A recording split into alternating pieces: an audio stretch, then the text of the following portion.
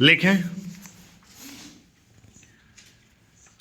महोदय, जब तक अहिंदी भाषी हिंदी को हृदय से स्वीकार नहीं करते, तब तक वह राष्ट्रभाषा का स्थान नहीं पा सकती है। और यह तभी हो सकता है जब वे यह समझें कि इसमें उनका भी योगदान है और उन्होंने इससे केवल लिया ही नहीं बल्कि इसे कुछ दिया भी है और उन पर कोई दूसरी भाषा लादी नहीं गई है, बल्कि यह उनकी ही भाषा है। मेरे कहने का अर्थ यह नहीं कि आप उनकी ही व्याकरण अपना लें।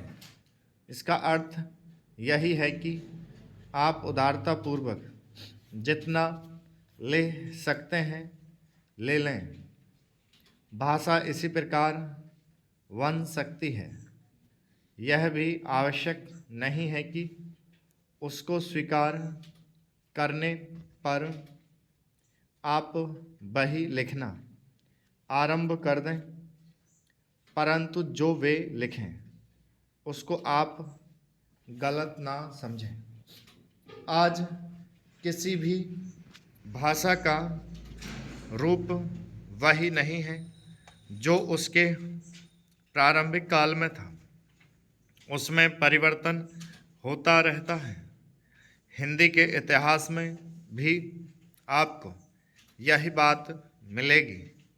मैं हिंदी का कोई विद्वान नहीं हूँ, पर मैं अपने अनुभव से कह सकता हूँ कि उसमें भी पिछले 500-600 वर्षों में बहुत अंतर पड़ा है तथा पहले की और आज की हिंदी में काफ़ी अंतर है। इसलिए नवयुग में जब वह देश की भाषा बनने जा रही है तो उसमें थोड़ा अंतर करना भी पड़े तो वह अस्वीकार कर लेना चाहिए, जिससे उसका अन्य प्रदेशों के लोगों के साथ मेल बैठ जाए। कई अहिंदी भाषी लोगों ने भी हिंदी की काफ़ी सेवा की है। आपके राज्यपाल महोदय अहिंदी भाषी हैं और उन्होंने अपनी भाषा की बड़ी सेवा की है। यह भी हिंदी के पक्ष में थे और इन्होंने बड़ा योग दिया, जिसके कारण हम संविधान सभा में सफल हो सके। इनका भी यही विचार है जो मेरा है। मैं चाहता हूँ कि इनको भी हिंदी की सेवा करने का अवसर दिया जाना चाहिए। उसका फल हिंदी के लिए और देश के लिए अच्छा ही होगा।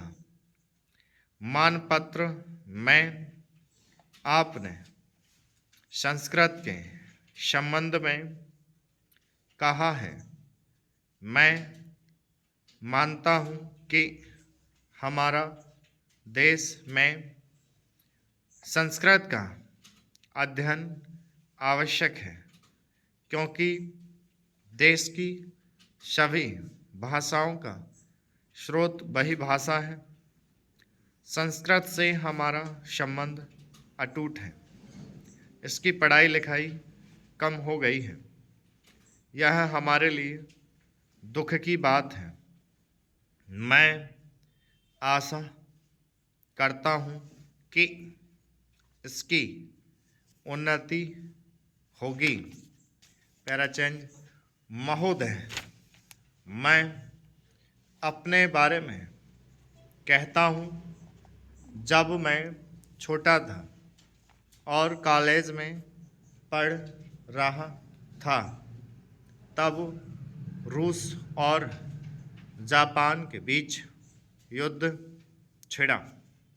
उस समय समाचार पत्रों में जापान के संबंध में बहुत से बातें छपा करती थीं। उनमें एक बात यह भी थी कि जापान में शमुरिया जाति के लोगों ने अपने सब अधिकार वहाँ के राजा को दे दिए थे। उसके बाद जापान बड़ी उन्नति कर सका। हम लोग यह पढ़कर आश्चर्य और सराहना करते थे। उससे बढ़कर हमारे यहाँ के लोगों ने स्वराज्य स्थापित होने के बाद 1-2 वर्ष में एक उदाहरण उपस्थित करके दिखाया। हम भी अपने हजारों वर्षों के इतिहास को नहीं भूलेंगे।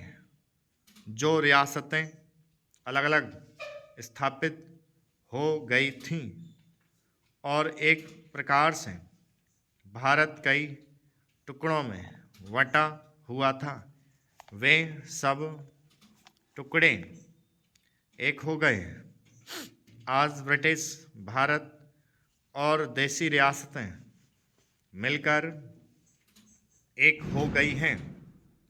उसके बाद हमारे सामने यह प्रश्न आया कि भारत के लोग केवल स्वराज्य से ही सुखी नहीं हो सकते, उनको किसी न किसी प्रकार सुखी बनाना है।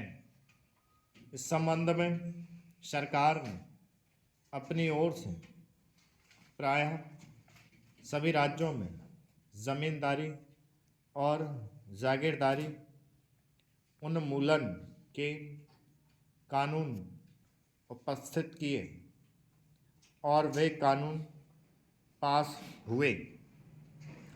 प्रसन्नता की बात तो यह है कि बहुत से स्थानों में कानून उन लोगों की स्वीकृति से तथा उन लोगों की सलाह से पास किए जिनकी जमींदारी और जागीरदारी समाप्त हो जानी थी।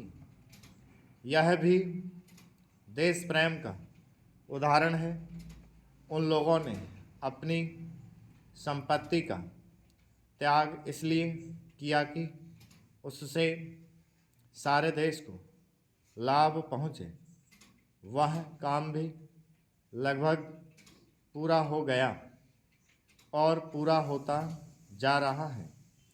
हमारे सामने मार्ग प्रशस्त है और अब हमें इस पर चलने की शक्ति चाहिए।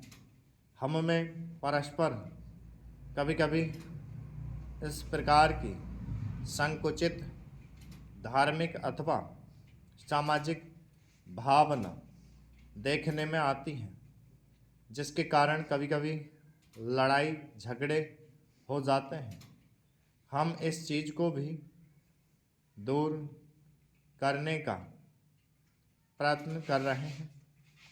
हमारे संविधान में स्पष्ट बता दिया गया है कि कोई चाहे किसी भी धर्म का क्यों ना हो, किसी भी जाति का क्यों ना हो, इस देश में सबको समान अधिकार है।